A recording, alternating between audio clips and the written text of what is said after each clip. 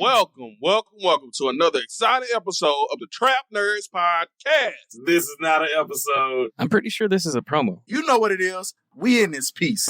Trap nerds, real niggas like you never heard. We giving you reliable gaming news with the best movie and TV reviews from a blurred perspective. All things inside and out of blurred culture. Listen to the Trap Nerds Podcast on the Black Effect Podcast Network, iHeartRadio app, Apple Podcasts, or wherever you get your podcasts. What's good? It's Colleen Witt, and Eating While Broke is back for Season 3. Brought to you by the Black Effect Podcast Network and iHeartRadio. We're serving up some real stories and life lessons from people like Van Lathan, DC Young Fly, Bone Thugs and Harmony, and many more. They're sharing the dishes that got them through their struggles and the wisdom they gained along the way. We're cooking up something special, so tune in every Thursday. Listen to Eating While Broke on the Black Effect Podcast Network, iHeartRadio app, Apple Podcasts, or wherever you get your podcasts. Presented by State Farm. Like a good neighbor, State Farm is there. Yo, it's Big Bank. Check out my podcast, Perspective with Bank, on the Black Effect Podcast Network. Each and every Monday, Perspective with Bank podcast will feature individuals, all walks of life, who come together to share their unique perspective and engage in enlightened conversation. This podcast will explore all type of conversations from everyday people, your favorite celebrities. Every Monday, listen to Perspective with Bank on Black Effect Podcast Network, iHeartRadio app, Apple Podcasts, or wherever you get your podcast. Presented by AT&T. Connecting changes everything. Episode 429, how Caitlin paid off $62,000 without increasing her income. Welcome to the Frugal Friends Podcast, where you'll learn to save money, embrace simplicity, and live a richer life. Here are your hosts, Jen and Jill. Welcome to Frugal Friends Podcast. My name is Jen. My name is Jill. And today we are sharing Kait's story. She and her husband paid off $62,000 of debt in 10 months, which included student loans, a vehicle loan, a credit card debt, and she has some insight on how they use their savings to help with their debt payoff, and a follow-up story with an inheritance. So this episode is really going to look at how do we use money that we like lump sums or windfalls or savings. How do we decide whether we're going to use that to pay off debt? And we're hearing from somebody who did navigate those choices. Because it's a debt-free summer, baby. Oh, I'm so sorry. Hold on. 3, 2, 1. Debt-free summer. Sorry, it's late in the summer. It's all these stories. And this one, as you already said, Jen, yes, we get to talk about some of these nuances to debt freedom, but also just hear some of the specifics, because there still was a portion of their debt that they paid off not using some of these lump sums as well. So you can kind of find yourself anywhere within the mix. But once we hear from Kait and her story, that'll be our little conversation afterwards. So stay tuned after her explanation of how her and her husband became debt-free. But first, this episode is brought to you by August. Again, it's late in the summer. It's not when we're recording this, it's not even late in the summer, but I'm still tired. And if you have children, you probably feel the same way. Or if you have dogs, you probably feel the same way. Like, their coats are so thick and they need to go outside every day, right? You don't have a dog. I don't have children, but I'm trying to relate to people that might not have children, Jill, like you, but you don't have I don't have either. a dog either. So you should be but fine. Kait has a dog. Yes. And so that's probably what made you think of this. Anyways, this episode is brought to you by August. It's back to school season. You are almost in the clear sending those kids back to school. But in addition to algebra and literature that your children will be learning, why don't you add something else on their plate? No, not sports, something additional, teaching them about money. And a great way to start that is not going to feel overwhelming is teaching them how to spend money. And an important aspect of spending money is not spending every single penny. So opening up a high yield savings account for your child at CIT, opening out like your name and putting money in there can help them start to witness what small amounts of interest can look like with savings. It can help them have a place out of sight, out of mind to keep their money so they don't spend 100% of it. Having a high yield savings account for your kids is just a really good start for teaching them about saving and spending. So you can head to frugalfriendspodcast.com/CIT. And I'm not 100% on the age restrictions, but personally, I would just open up one in my name and manage it for my child. Yeah. So that's what I would do. But it's up to you. frugalfriendspodcast.com/CIT. Teach your kid about money and may the odds be ever in your favor.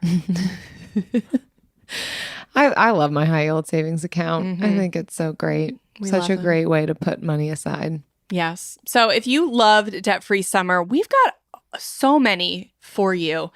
We've been playing them every Friday this past summer. All of them have a different uniqueness to them. So we want you to be able to see yourself in at least one of our debt-free stories this summer. So we encourage you to listen to all of them, and we hope you find we really connect to at least one. But Kate's in particular, her husband working full-time in school, they've got their fur babies, and so they were just talking about paying off part of their debt with their savings, part through hard work, and then also talking about paying off their mortgage with an inheritance. So navigating all these decisions on how do we use our money, how do we use our time wisely with earning more money to pay off debt, and navigating those questions is a major part of her story. Okay, let's get into it.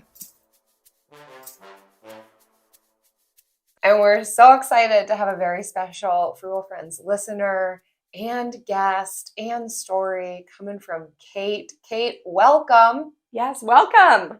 Thank you for having me. I really appreciate it. So Kait, tell us a little bit about you, your family, where you're located. Who are you? Okay, so my family is myself and my husband, Randy, and we've been married for 5 years. We live in Ontario, Canada, and you can't see out there, but there is snow.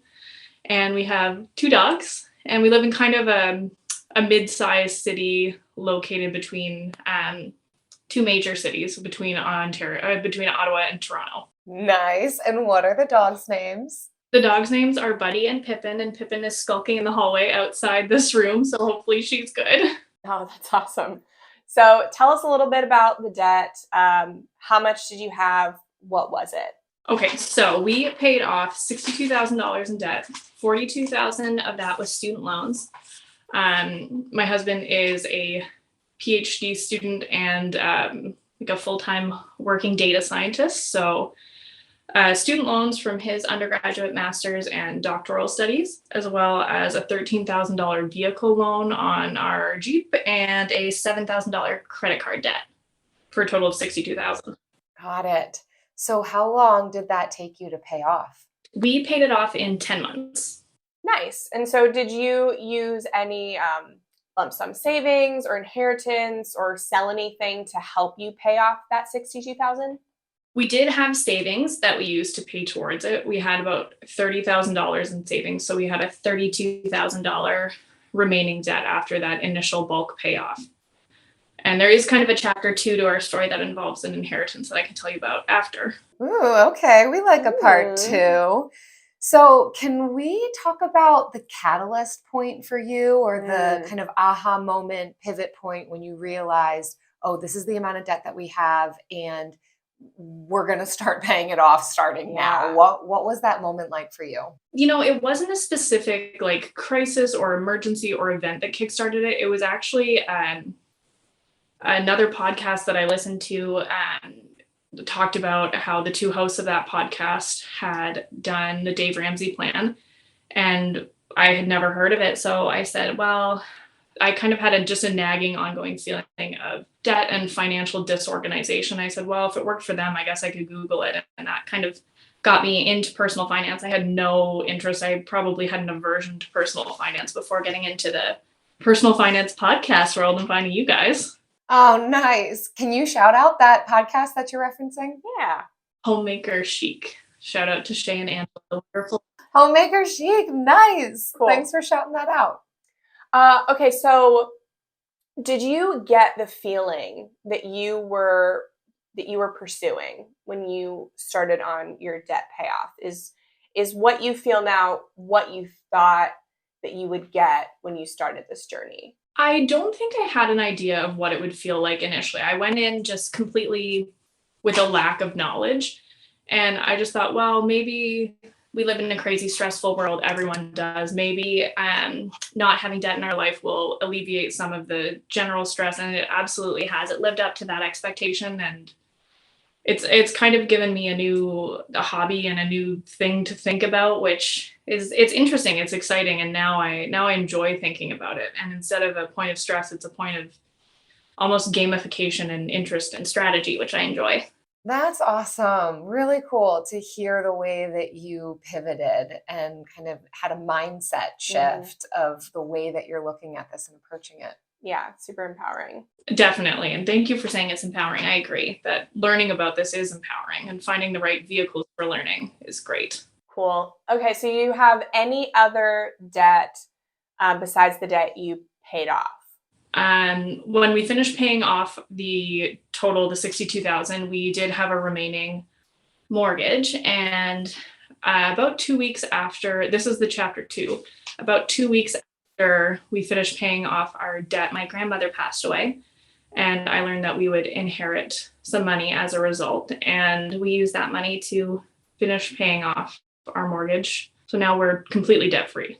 Wow. I'm so sorry to hear about your grandmother. It sounds like you were able to honor her by using some of that money to experience more freedom. Yeah. How much was that mortgage that you paid off?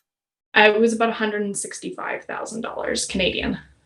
Kate, do you think you would have made the decision to use that inheritance to pay off your mortgage if you hadn't gone through this original debt-free journey? No, I don't think so. I think I would have taken probably whatever my parents' advice would have been about what to do with the money, or parked it in a high yield savings account and done. I don't think I would have done anything destructive with it, but I don't think I would have done anything as meaningful with it either. Yeah, definitely seeing a bigger benefit in paying off your mortgage than just keeping it in a savings account. Yeah. Now that you're debt free, how does it feel? Yeah, 100% debt free. So not just consumer debt free, 100% debt free. Mostly surreal. We've only had one first of the month where the mortgage payment didn't leave our account, and it was nice. But I think with a few more of them, we'll really feel the impact of that money that would be going out is now going into our retirement savings account, which is very exciting. Woo. So can we talk about income? What was the total household income when you started paying off your debt versus when you finished? What did that look like? Okay, this I did the exchange rate on. So it's 144,000 Canadian dollars between two income earners. My husband's a data scientist and I'm a registered nurse. And that works out to 107,000 US dollars at the current time of exchange in late November 2022. Wow. Okay. You did math. Thank you. I did math. Yeah. Impressive. Paper. Okay. So now that you've got all debt out of the way, including your mortgage, this is so amazing to hear. What is your next financial goal? Where do you go from here? Our next financial goal is really building towards retirement. We're hoping to retire earlier than average, but not a scorched earth fire retire at age 37 and all Tuesdays style. And enjoying some home improvements and eventually enjoying some travel. I'm not a traveler. My husband's traveled much more extensively, so he's hoping to show me some of the world. Scorched earth. Yeah, I love that. Yay. Oh, I'm so excited for you. All right. So if somebody wants to be where you are right now, they want to have these dreams of traveling and just living with peace. What would you say to somebody who wants this, who's where you were a year ago before you started this debt payoff journey? I would say to them, it is okay not to be knowledgeable. It is okay not to feel like I don't know anything about personal finance. It scares me. It makes me feel vaguely nauseated. It is okay to feel that way because there are a lot of ways to learn about personal finance, and it's not all textbooks. There's a lot of really, dynamic people on the internet and in the world, like you and Jill and Dave Ramsey, who you can learn from, and you can find someone who will resonate with you personally and who will give you a teaching style that doesn't make you feel more stressed. That will be empowering. Can I read my list? Yes, absolutely. Yeah. Please do. Okay.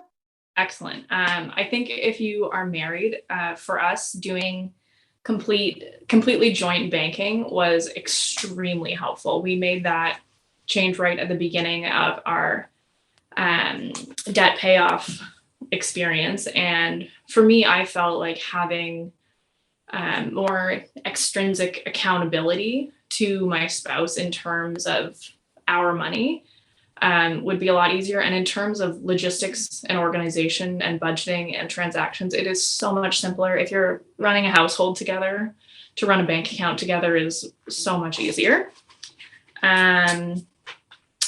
What else? Small amounts of fun money budgets are great, especially if you're a spender. Even having like $100 a month just to spend the way you want to spend it without guilt was really important for me, even during debt payoff. Buy a modest house. It's okay not to have a 2,400 square foot, 4-bedroom, beige painted McMansion. It's okay to live in a little house. Yes. Yes.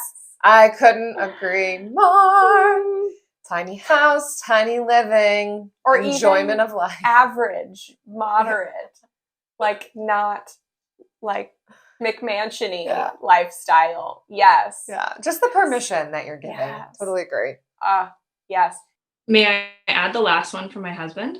Like, yes, absolutely. I asked him, I said, Randy, I'm doing this podcast interview. What can I say? And he said, if you like to drink craft beer, drink your beer at home. Yes, Randy. Yes. And thanks for sharing your tip, Kait, from your husband. That's a great tip. You don't have to be out to enjoy beer. You can enjoy beer at home and still drink it. Like, still have that play money, still do the things that you enjoy. Do it in a more frugal way. Yeah, you don't have to give up the good stuff. You just get creative in how you get it, how you consume it. I love that. Definitely, because it is expensive. It is expensive to drink beer in this country. Enjoy your craft beer at home. I mean, it's expensive here too. It's so expensive. Yeah. It's like $8 or $9 a pint at a restaurant to go out for a beer in Canada. Pizza, wings, beer, it's all become luxury items. You can't have the beer without the pizza and the wings. No. You can't, you literally are not allowed to order it without. But you should do it at home with friends. Yeah. This with us. All right. So we have come to the point in the episode where we want to invite you, Kait, to celebrate this huge accomplishment that you have made, paying off $62,000 of debt. We've got student loan, car loan, credit card in 9 months, and then being able to use the inheritance that your grandmother gifted you for something really wise and something that would take a mental energy burden off of you and really steward it well. So we want you to celebrate that huge accomplishment in whatever way you want. So it is your time. How would you like to celebrate with us today? I think I just want to celebrate by like passing on the good word that anyone else can do this, and you don't have to be dual income full-time, both working full-time family, and just it's okay to be a pet owner, and it's okay to have hobbies, and it's okay not to know a ton. I just want to be encouraging and to pass along the encouragement that I don't think I had from peers. And it's okay to talk about your money with your friends too. You can make friends who are interested in money. It's all right. It doesn't need to be pushed under the rug. Yes. Yes. Okay. I love that your celebration is to encourage others and pass it forward and say the things to others that you didn't hear yourself, and such permission giving and freedom giving. What a beautiful way to celebrate. Yes. Thank you so much for that. Thank you for sharing your story. Your words of wisdom, I know, will be inspiring to people. And yeah, whether they're in school or you're a nurse or whatever, you have dogs. You live in Canada where beer is super expensive. Yeah, I know that people will find your story inspiring. And so I'm just so glad we were able to share it and celebrate you. Thank you so much.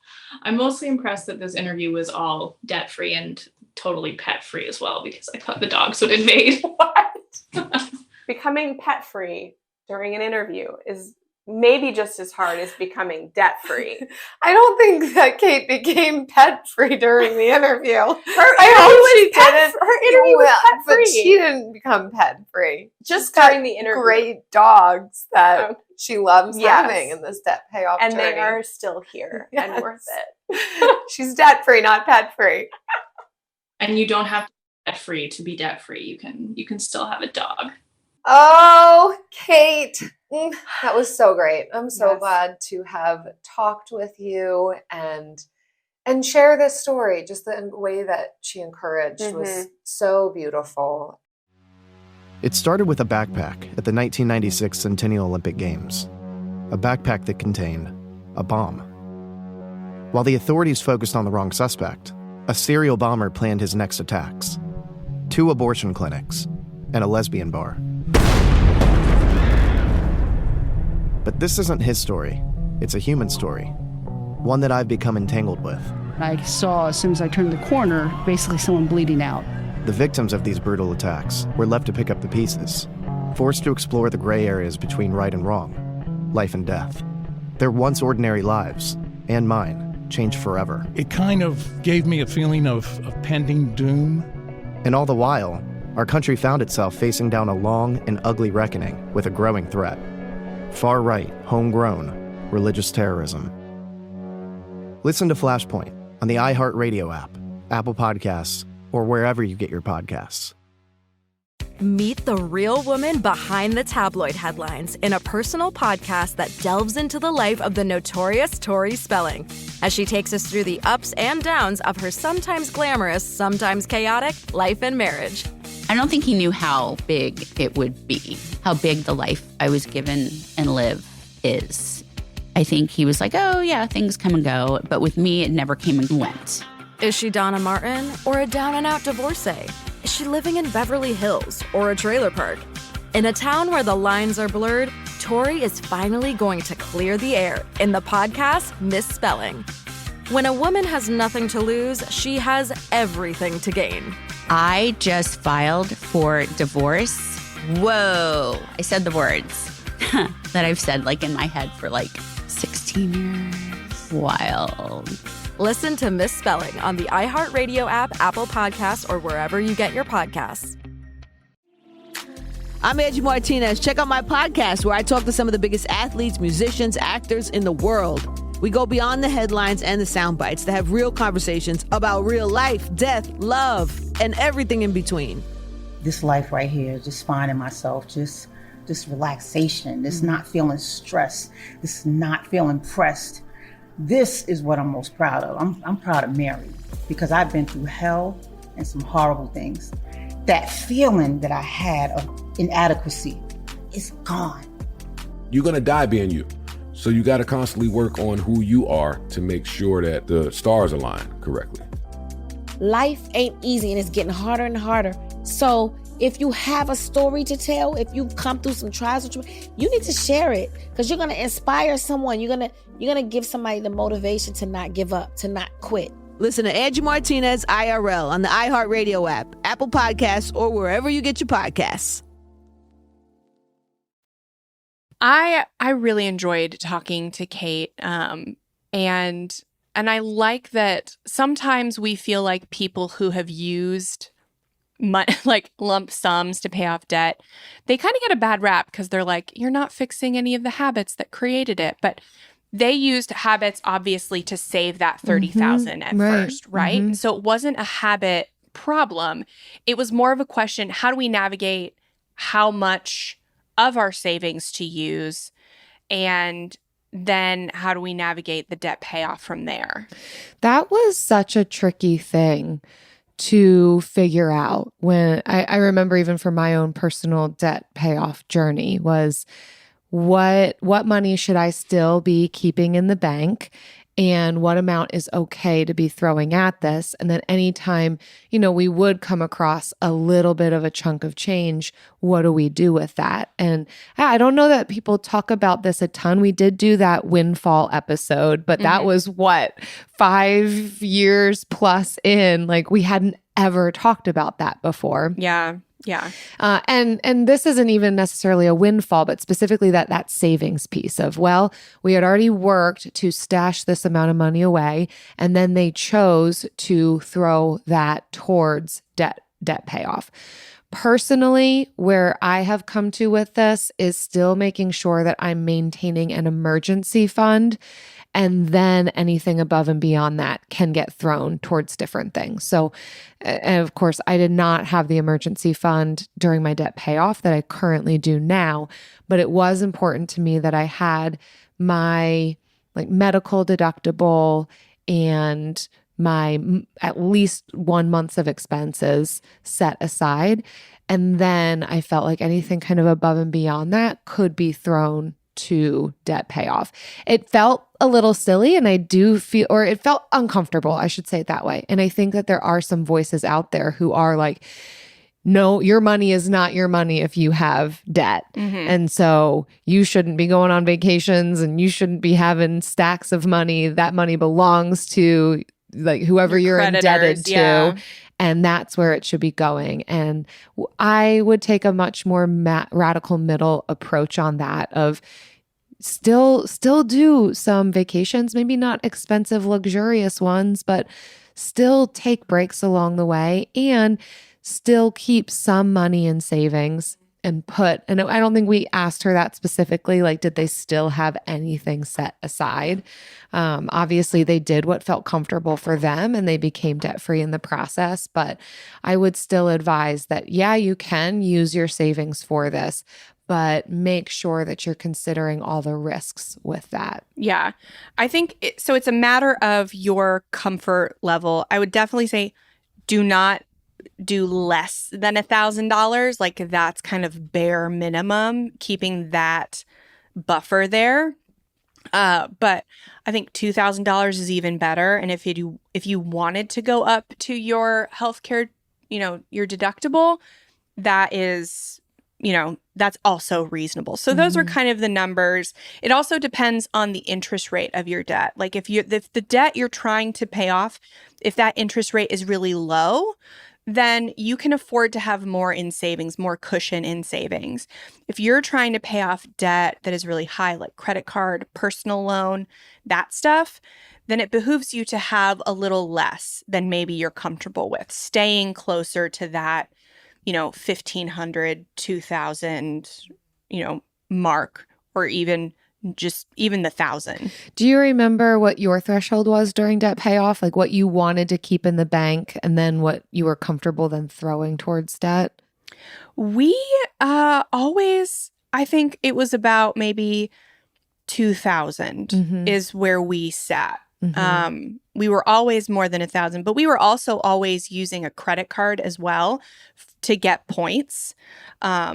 So we just kept track of it, and we always made sure we had a good buffer, and then the credit card payment would come out and we'd kind of go back down to maybe 1,000 or 2,000, but we'd quickly go up. So that was kind of our safety net. We've always been responsible with credit cards. So that's why we've used them. Not everybody can do that. But that's what felt safe for us. It's because we were putting so much towards debt every month that if something really, really bad had happened, we were going to get kicked out of our apartment. So, not because we did anything, but because the landlord wanted to turn it into an Airbnb. And so we had only a couple weeks to find someplace else to live. And we ended up choosing to buy. So we needed a down payment really quick. So then we were able to just do a minimum payment on that credit card for 1 month, and then have that money in the bank for a down payment. So unique situations like that, we don't plan for them, but that's what made us feel safe and while we were paying off debt. And that is definitely not the case now. We have a very good sized emergency fund. Yeah, which I do think ties into a bit of what Kait was talking about here in not getting any additional side hustles, not increasing income, paying off debt, but kind of mostly just making different spending decisions, which is a lot of what we're talking about just in the podcast in general, that you don't necessarily have to earn more if you don't want to, or you don't have to take a pay decrease if you don't want to, but there can be flexibility in just the decisions we make, how we spend that can afford us some of these other pieces. So her describing a little bit more modest of a lifestyle, at least through the debt payoff journey, utilizing some of what they already had, adjusting spending habits, but really not adjusting many other big things in their life in order to pay down all of that debt in a matter of 10 months, which I think is also really amazing. I mean, that's why we love all the stories, right? Like we've had in our debt-free summer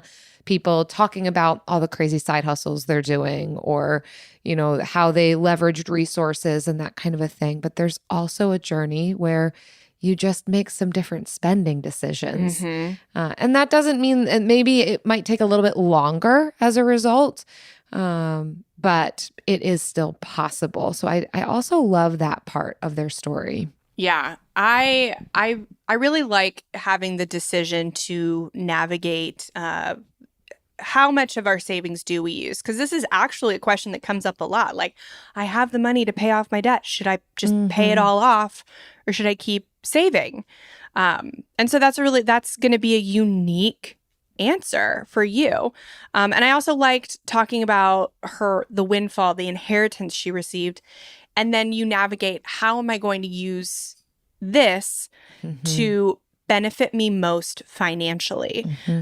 Because an inheritance is a little different from savings, because you also want to use some of that inheritance just to do good, like to bring yourself joy. And I think in Kait's experience specifically, like the person who left that to her wanted her to use that not just to benefit her financially, but also like to benefit the life right now, you know, so how do we save and spend wisely money that we receive either as inheritance, insurance payout, tax refund, navigating how to do that. And some people will say, like, use 10% of it for fun and then kind of like decide the rest, whether you'll, pay off debt or save it or invest it.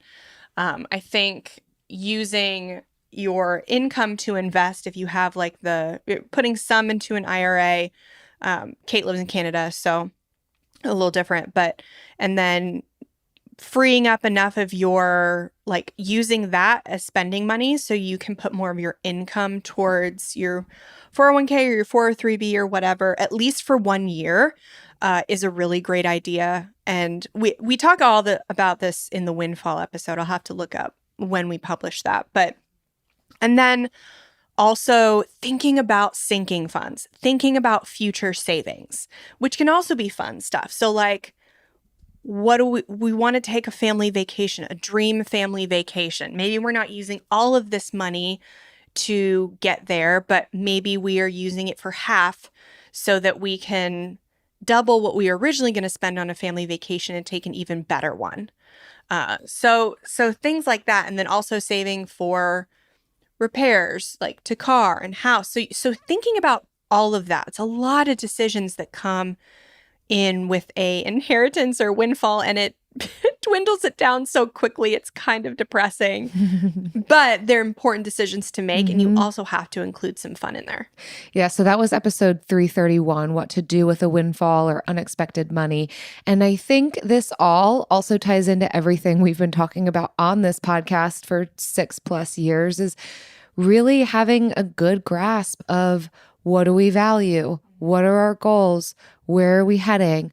what makes sense for us, so that when something like this happens, we kind of have an idea. And it's okay if you don't know that right now, but it would be good to know that even if you're not expecting any sort of windfall or you're expecting a large sum of money, it's still good to know where you're heading so that you can just be heading there with the resources you already have. But if or when these things happen, you then immediately know what to do with them, and you're not scrambling or maybe just frivolously or mindlessly spending that money in a way that doesn't actually benefit you long term. But it is helpful, I think, in that windfall episode, like you said, we talked about some of these parameters that are good of here's some percentages you can consider, but there's still a whole lot of decisions you have to make that are very individualized to you. For Kait, it made sense for her to pay off their mortgage. That's what felt good to her.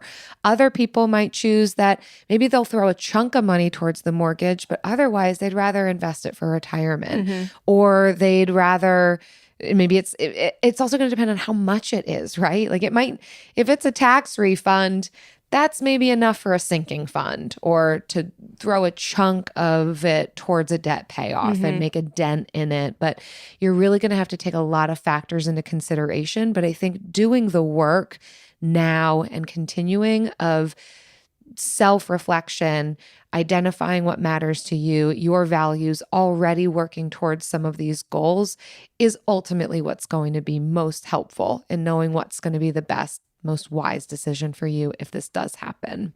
Yeah. Something else that will be helpful long term and always comes as a gift. And I truly believe the givers want us to use it enjoyably. The bill of the week.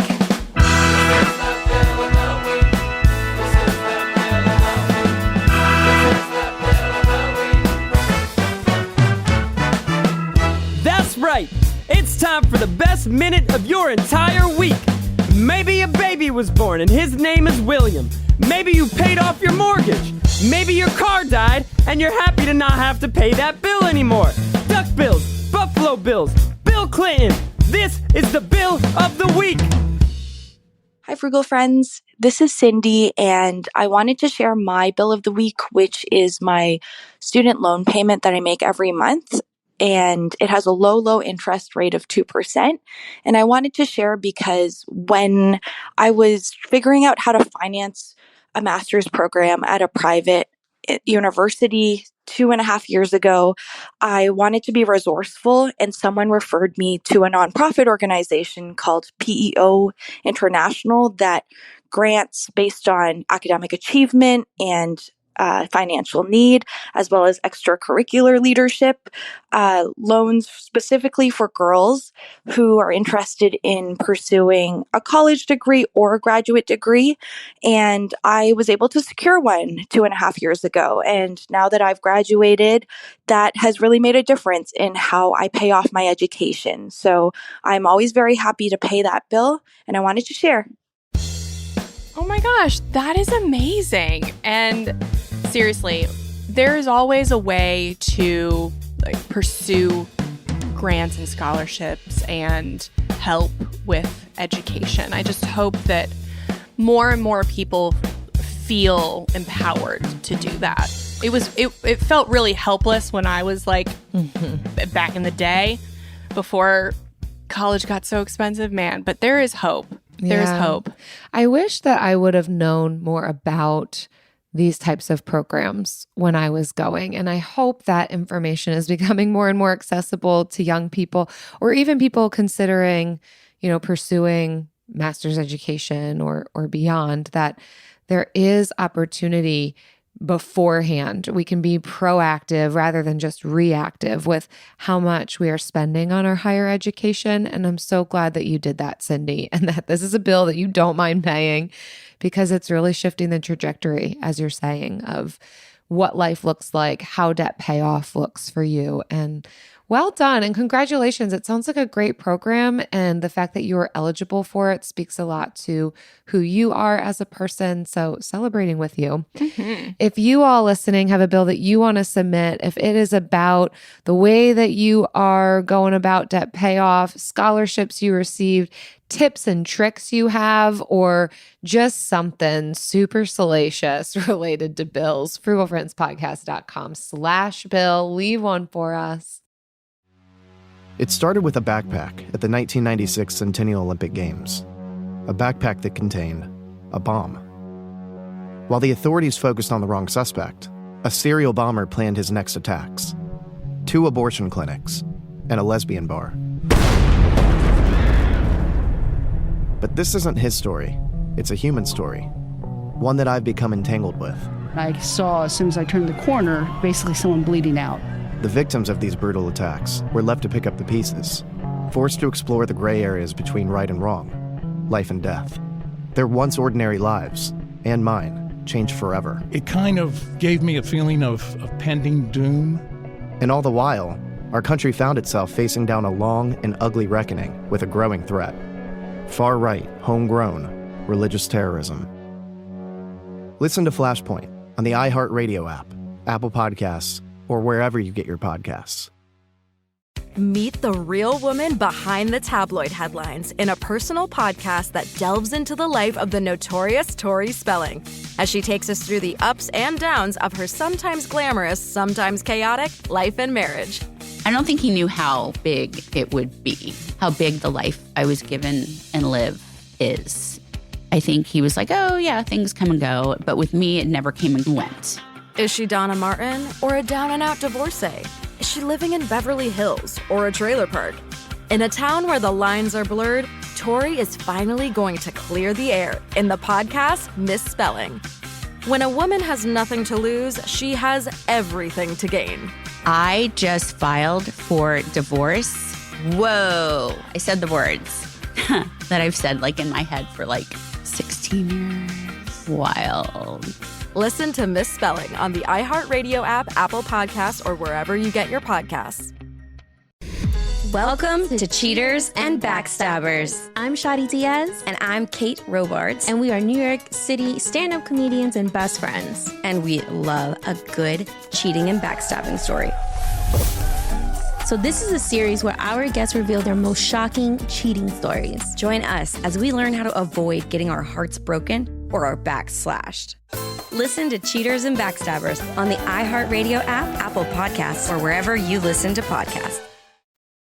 And now it's time for the lightning round. Pew, pew, pew. All right. So for this lightning round, how did you handle the temptation to spend money on non-essentials while paying off debt? Not well. So that was how I found no spend challenges. That is how I used the temptation. And I think when I was paying off debt, I used the spending on non-essentials is bad. Hard stop. You know, like that was my mindset. And so when I did end up spending on things that mattered to me, that didn't make me feel good like it should. It made me feel bad. It made me feel guilty. And so I was really at odds with myself, which is why we've written an entire book on how to feel good about spending on things you value and how to say no to the things that you don't. Which is available for pre-order. And more announcements of a pre-order party coming soon. But yeah, so that's why we wrote a whole book on it, is because of my like negative experience doing that. And so I came up with the no spend challenge as a way to challenge myself to be better at not spending. And what it did for me was it really taught me about the things that I valued and taught me that I don't value everything equally. There are some things that I value more than others. And even within those categories, the root reason of why I buy them is different from day to day or time of day to time of day. Mm-hmm. So I still fully love no spend challenges. They are in our book. It's not the no spend challenge guide that I wrote in 2017. That's the full book, but there is a chapter diving into them and how to use them to figure out what you value spending on. And I still love them. Yeah.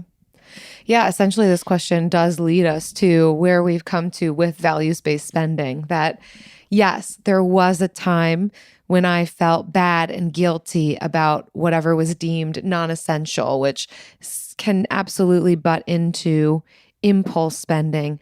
But I do think through the podcast, through these conversations and research that we've done over the years, and now this book that we've written, I view it differently, that it is okay.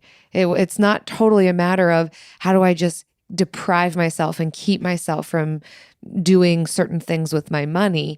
More so, how do I make space for the things that really matter to me?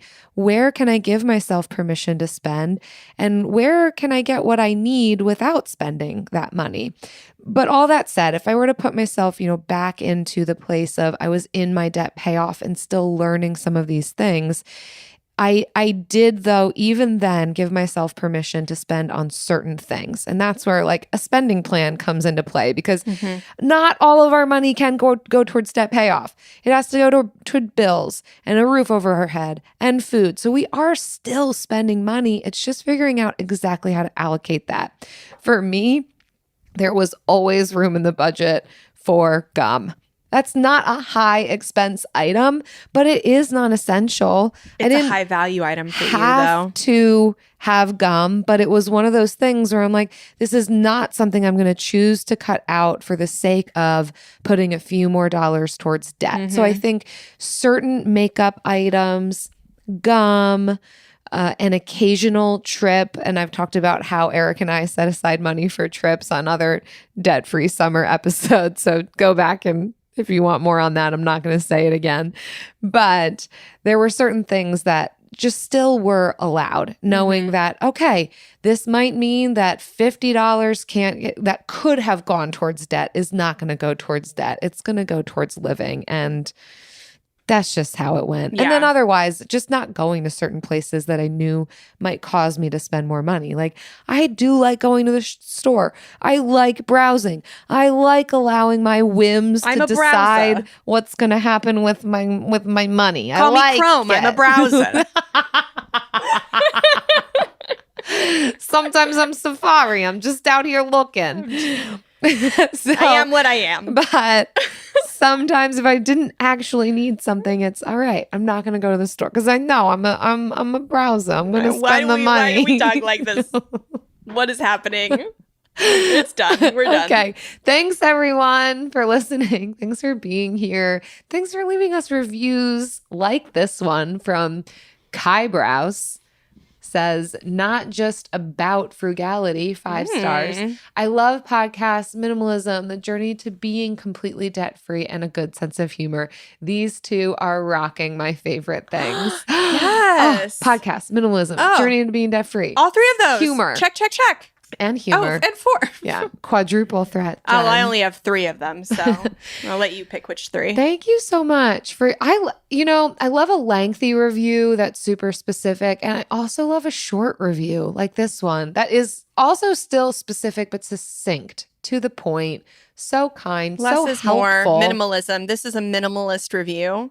Yep. And I'm here for it. And what you also did in this review is you let other people know what they can expect out of our podcast, which does help people find us, which does help our podcast, which will help us sell books, which we are trying to do. You will literally, in the next episode, you will be hearing more about the pre-sale of our books, and then you will get so tired of hearing about it. But please stick around. Yes, please stick around. Please do leave us a rating and review. It helps us. Yes, absolutely. And we will see you next time. See ya. Frugal Friends is produced by Eric Siriani.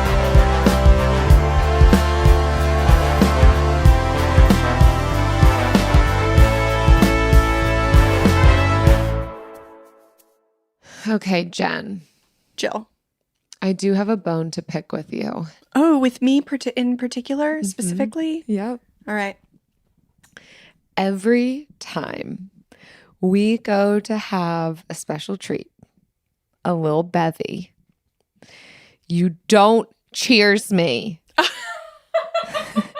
You immediately grab that drink and start slurping.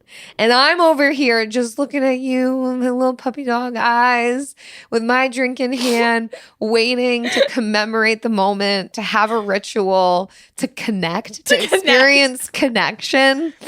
And you're here for the drink. I'm thirsty. Your value is the drink, the special treat. The special treat. And it doesn't matter whether or not I also have the special treat in my hand.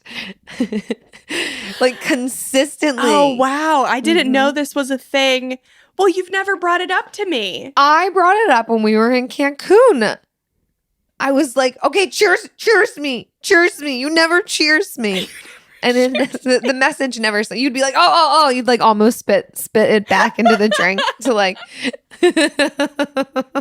I'm so sorry. What is that? I think that says something about me as a person, and hopefully not that I'm an alcoholic, but I don't know. I think you're an only child. Yeah, I am. I am. I think food got put in front of you and it never meant that anything else needed to happen other than like you engaging with it. And that makes sense. I'm just going to try and train you to treat me differently. Now that I know how important the cheers is to you, I will do better. I will do. I just didn't know the impact that it had. Yeah. You know what? I'm so used to drinking alone. I mean, now that's going to raise a red flag. There's just nobody to cheers. And when I say alone, I mean Travis doesn't drink. So, so he's there. You're not by yourself. I'm not by myself. My children aren't going to cheers me. So what am I doing? I cheers with coffee. Now cheers. That's a little far. I cheers children because it's so fun. It's to me, that's a simple luxury. Okay. In the day. Here's the thing. When this comes out, this will have already happened. But when we have the opening ceremonies party for the Olympics, okay, it's not a drinking game. It's a cheersing game. And it would literally, I don't care if you drink or what you're drinking, but when the thing comes on the list, then you cheers. And then it's up to you whether or not you take a drink. Yeah, it's up to you. But I just thought it would make the party last longer if we do the cheers game. Okay. To learn from your mistakes. So they're like when the USA. So you'll be like making up for all of the previous years by doing cheers multiple times in a night. Yes, okay. That's what I'm saying. And then we have specific cheers. Like when USA, team floats down the Seine, then we're chanting, USA, USA, And I have some other ones written. There's other ideas, but I can't think of them now. I was thinking about having one when Kelly Clarkson says or does something awkward, but that might happen too frequently. So I'm thinking about taking that one out. You've got a lot of build up to this party. I'm very excited for it. I know. I hope more than 4 people come. So that's how many. I can't guarantee that. I can only guarantee 2. Eric and I will be there. And you know what? Then you'll get all my cheers. You'll get 100% of them. Yay. If it's just you guys. Thank you. Yeah. Wow. Thanks for taking this constructive feedback. I'll do better. Thank you. Welcome to another exciting episode of the Trap Nerds Podcast. This is not an episode. I'm pretty sure this is a promo. You know what it is. We in this piece. Trap Nerds, real niggas like you never heard. We giving you reliable gaming news with the best movie and TV reviews from a blurred perspective. All things inside and out of blurred culture. Listen to the Trap Nerds Podcast on the Black Effect Podcast Network, iHeartRadio app, Apple Podcasts, or wherever you get your podcasts. What's good? It's Colleen Witt, and Eating While Broke is back for Season 3. Brought to you by the Black Effect Podcast Network and iHeartRadio. We're serving up some real stories and life lessons from people like Van Lathan, DC Young Fly, Bone Thugs and Harmony, and many more. They're sharing the dishes that got them through their struggles and the wisdom they gained along the way. We're cooking up something special, so tune in every Thursday. Listen to Eating While Broke on the Black Effect Podcast Network, iHeartRadio app, Apple Podcasts, or wherever you get your podcasts. Presented by State Farm. Like a good neighbor, State Farm is there. Yo, it's Big Bank. Check out my podcast, Perspective with Bank, on the Black Effect Podcast Network. Each and every Monday, Perspective with Bank podcast will feature individuals, all walks of life, who come together to share their unique perspective and engage in enlightened conversation. This podcast will explore all type of conversations from everyday people, your favorite celebrities. Every Monday, listen to Perspective with Bank on Black Effect Podcast Network, iHeartRadio app, Apple Podcasts, or wherever you get your podcasts. Presented by AT&T. Connecting changes everything.